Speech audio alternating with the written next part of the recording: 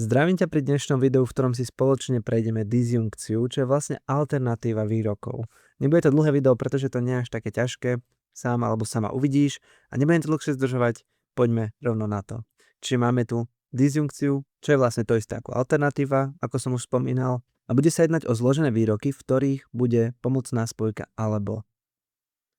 Už sme také v predchádzajúcich videách mali, takže pokiaľ ste videli všetky videá, budete vedieť, že keď je tam alebo, tak aspoň jeden z tých dvoch výrokov platí. Disjunkcia má označenie takéto malé V, ako vidíte v tabulke, takže keď to chcete zapísať, napíšte to takto. Výrok A, to maličké V, teda disjunkcia, výrok B.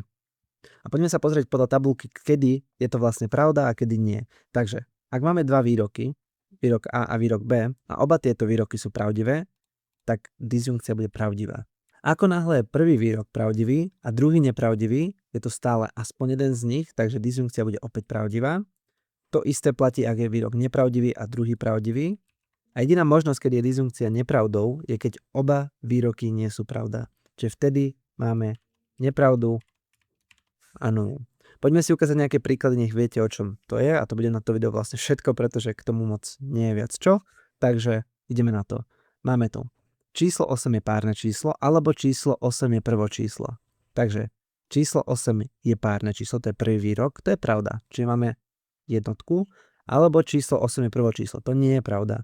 Takže máme 0. No v tomto prípade to znamená, že disjunkcia je pravdivá, pretože jeden z tých výrokov platí. A dáme si taký z praxe. Môžeš ísť von, keď si spravíš úlohu alebo upraceš. To je niečo, čo vám možno rodičia niekedy povedali. A je to na vás teraz, OK? Predstavte si svoju situáciu.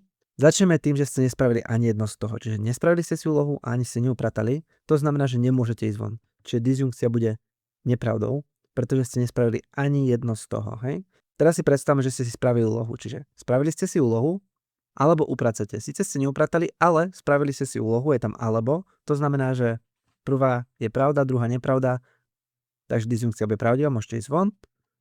Taktiež, keby ste nespravili úlohu alebo upratali, môžete ísť von. Ak spravíte obidve, tiež môžete ísť von. Hej? Keby tam bola spojka a namiesto alebo, že by tu bolo napísané nejak takto, tak musíte splniť obidve, ale keďže je tam to alebo, stačí, pokiaľ splníte jedno z toho. Čiže stačí, keď jedno z toho je pravdivé. A to je na toto video vlastne všetko.